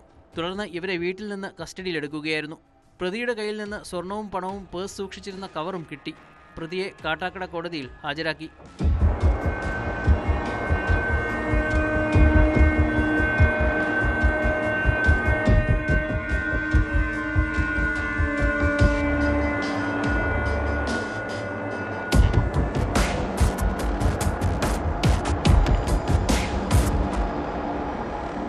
ന്യൂസ് 18 കാട്ടാക്കട. 2008 സെപ്റ്റംബർ 29 നാസിക്കിലെ മലേഗാവിലുണ്ടായ സ്ഫോടനം രാജ്യത്തേറെ കോളിളക്കം സൃഷ്ടിച്ചതാണ്. മുൻ BJP MP പ്രജ്ഞാ സിംഗ് താക്കൂറും മുൻ ആർമി ഓഫീസർ പ്രസാദ് ശ്രീകാന്ത് പുരോഹിതും ഉൾപ്പെടെ പ്രതിക്കൂട്ടിലായ കേസ്. 6 പേരുടെ ജീവൻ നഷ്ടപ്പെട്ട ആ സംഭവം രാജ്യത്തെ പല ഏജൻസികളും അന്വേഷിച്ചു. ഒടുവിൽ സംഭവം നടന്ന് 17 വർഷത്തിന് ശേഷം മലേഗാവ് സ്ഫോടന കേസിൽ മുഴുവൻ പ്രതികളെയും വെറുതെ വിട്ടിരിക്കുന്നു. അന്വേഷണ ഏജൻസികൾ കേസ് തെളിയിക്കുന്നതിൽ പൂർണ്ണമായി പരാജയപ്പെട്ടെന്നാണ് കോടതിയുടെ കണ്ടെത്തൽ. ഗൂഢാലോചനയും പ്രതികൾക്കെതിരെയുള്ള ആരോപണങ്ങളും തെളിയിക്കാനായില്ലെന്നും മുംബൈ NIA പ്രത്യേക കോടതി വ്യക്തമാക്കി.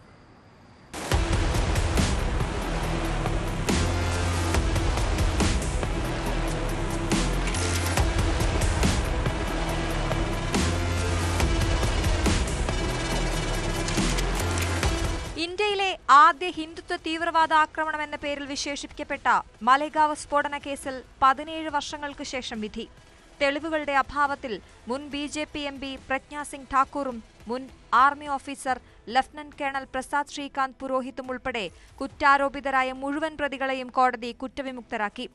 മുംബൈ പ്രത്യേക NIA കോടതിയാണ് കേസിലെ 7 പ്രതികളെയും വെറുതെ വിട്ടത്. വിരമിച്ച മേജർ രമേശ് ഉപാധ്യായ്, അജയ് രഹിക്കർ, സുധാകർ ദ്വിവേദി, സുധാകർ ചതുർവേദി, സമൂർ കുൽക്കർണി, രാമചന്ദ്ര കൽസാഗ്രെ എന്നിവരായിരുന്നു കേസിലെ മറ്റു പ്രതികൾ. മഹാരാഷ്ട്ര ആന്റി ടെററിസം സ്ക്വാഡും NIAയും ഉൾപ്പെടെ 4 ഏജൻസികൾ കേസ് അന്വേഷിച്ചിരുന്നു. എന്നാൽ കേസ് തെളിയിക്കുന്നതിൽ ഏജൻസികൾ പരാജയപ്പെട്ടെന്ന് കോടതി വ്യക്തമാക്കി. കേസിൽ ഗൂഢാലോചന നടന്നതായി തെളിവില്ലെന്നും കോടതി നിരീക്ഷിച്ചു.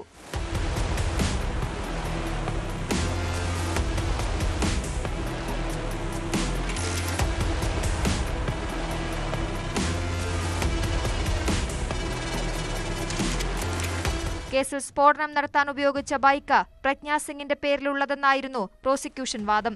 ഈ വാദവും കോടതി തള്ളിക്കളഞ്ഞു. ബൈക്കിന്റെ ചേസ് നമ്പർ മാഞ്ഞുപോയ നിലയിലായിരുന്നു. എഞ്ചിൻ നമ്പറിന്റെ കാര്യത്തിലും സംശയങ്ങളുണ്ടായിരുന്നു. ഇത് കാരണം ബൈക്ക് പ്രജ്ഞാ സിംഗിന്റേതാണെന്ന വാദം നിലനിന്നില്ല. സ്ഫോടക വസ്തുക്കൾ സ്ഥാപിച്ചത് ബൈക്കിലാണെന്ന വാദത്തിനും തെളിവില്ലായിരുന്നു. കേസിലെ മറ്റൊരു പ്രതിയായ ലഫ്റ്റനന്റ് കേണൽ പ്രസാദ് ശ്രീകാന്ത് പുരോഹിതിനെതിരെയുള്ള ആരോപണങ്ങളും NIAയ്ക്ക് തെളിയിക്കാനായില്ല. സ്ഫോടനം നടത്താൻ ഉപയോഗിച്ച RDX എത്തിച്ചത് പുരോഹിതാണെന്നും സ്ഫോടക വസ്തുക്കൾ ഇയാൾ വീട്ടിൽ സൂക്ഷിച്ചെന്നുള്ള വാദങ്ങൾക്കും അടിസ്ഥാനമില്ലെന്ന് കോടതി ചൂണ്ടിക്കാട്ടി. 2008 സെപ്റ്റംബർ 29-നാണ് നാസിക്കിലെ മലേഗാവ് മസ്ജിദിനടുത്ത് സ്ഫോടനം നടന്നത്. ഇതിൽ 6 പേർ മരിക്കുകയും 100-ലധികം പേർക്ക് പരുക്കേൽക്കുകയും ചെയ്തിരുന്നു. 2011-ലാണ് കേസ് NIA ഏറ്റെടുക്കുന്നത്. 2018-ൽ മുംബൈ NIA പ്രത്യേക കോടതിയിൽ വിചാരണ ആരംഭിച്ച കേസിൽ 323 സാക്ഷികളെ വിസ്തരിച്ചിരുന്നു. 40 സാക്ഷികളാണ് കേസിൽ കൂറുമാറിയത്.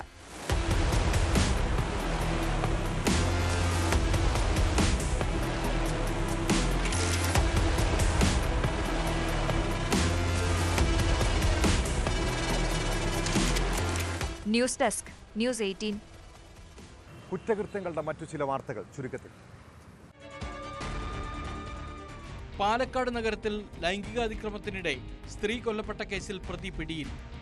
കഴിഞ്ഞ ദിവസം 46-കാരിയായ സീനത്തിനെ കൊന്ന കേസിൽ പിടിയിലായത് വണ്ടിത്താവളം സ്വദേശി സുബയ്യൻ. ഇടുക്കിയിൽ കൃഷിയിടത്തിൽ നിന്ന് വിളവെടുപ്പിനിടെ ഏലക്ക മോഷ്ടിച്ച തമിഴ്നാട് സ്വദേശി പിടിയിൽ. പിടിയിലായത് തേനി സ്വദേശി മുരുകൻ. കോഴിക്കോട് മുക്കത്ത് പട്ടാപ്പകൽ കടയിൽ കയറി മോഷണം. മുക്കം മാർക്കറ്റിലെ NPM എന്ന കടയിലെ കവർച്ചയുടെ CCTV ദൃശ്യങ്ങൾ പുറത്ത്. പാലക്കാട് പട്ടാമ്പി കൊപ്പത്ത് 29 ഗ്രാം MDMA-യുമായി 4 പേർ പിടിയിൽ. പിടിയിലായത് കൊപ്പം സ്വദേശി നബീൽ, വണ്ടൂർ സ്വദേശി നബ്ഹാൻ, തിരുവേഗപ്പുറ സ്വദേശി ഹൈദരാലി, മഞ്ചേരി സ്വദേശി നിഖിൽ എന്നിവർ. പട്ടാമ്പിക്കൊപ്പത്ത് ലോറിയിലെത്തിച്ച നിരോധിത പുകയില ഉൽപ്പന്നങ്ങൾ പിടികൂടി. ലോറി ഡ്രൈവർ കസ്റ്റഡിയിൽ. നവോത്ഥാന നായകനെന്നും ദളിത് വിമോചകനെന്നും വിമോചന ഗായകനെന്നും ഒക്കെ വേടനെക്കുറിച്ച് പറഞ്ഞവരൊക്കെ ഇപ്പോൾ എവിടെ പോയി? യുവ വനിതാ ഡോക്ടർ നൽകിയ പരാതിയിൽ വേടനെതിരെ ബലാത്സംഗ കേസെടുത്തതോടെ ഇനിയും അയാളെ ന്യായീകരിക്കാൻ നിങ്ങൾക്ക് കഴിയുമോ? കഞ്ചാവ് കേസിൽ പിടിക്കപ്പെട്ടപ്പോൾ കഞ്ചാവ് ഉപയോഗിക്കുന്നതിൽ എന്താണ് തെറ്റെന്ന് ചോദിച്ചവരുണ്ട്. പുലിനഖ കേസിൽ നടപടി ഉണ്ടായപ്പോൾ അത് ദളിത് വേട്ടയാടലെന്ന് പറഞ്ഞവരാണ് നമ്മുടെ നാട്ടിലെ ബുദ്ധിജീവികൾ. ഇപ്പോൾ പെണ്ണ് കേസിൽപ്പെട്ട വേടനെ ന്യായീകരിക്കുന്ന ചില ആളുകളെയും കണ്ടു. വേടൻ മാത്രമല്ല, ഇരയാകപ്പെട്ട ആ പെൺകുട്ടിയും ദളിത് വിഭാഗത്തിൽപ്പെട്ടതാണെന്ന് മറക്കരുത്. ദളിത് അവസ്ഥകളെ തൻ്റെ മാർക്കറ്റിംഗ് ടൂളാക്കിയവനാണ് വേടൻ. കഞ്ചാവ് ഉപയോഗിക്കുന്നത് തെറ്റാണെന്നും തനിക്ക് തെറ്റുപറ്റിയെന്നും പറഞ്ഞ വേടൻ പുതിയ കാലഘട്ടത്തിലെ മാതൃകയാണെന്ന് ഒരിക്കൽ പറഞ്ഞെങ്കിൽ അത് തിരുത്തട്ടെ. പെൺകുട്ടികളെ ലൈംഗികമായി ചൂഷണം ചെയ്യുന്ന റാപ്പർ വേടൻ ഇരയല്ല, വേട്ടക്കാരനാണ്. ആരാധികമാരായ യുവതികളുടെ ജീവിതം പിച്ചിച്ചീന്തിയ വേടൻ്റെ തനി സ്വഭാവം ഇനിയെങ്കിലും നമ്മൾ മനസ്സിലാക്കണം. ഇതോടെ പോലീസ് പട്രോൾ പൂർണ്ണമാകുന്നു. നമസ്കാരം.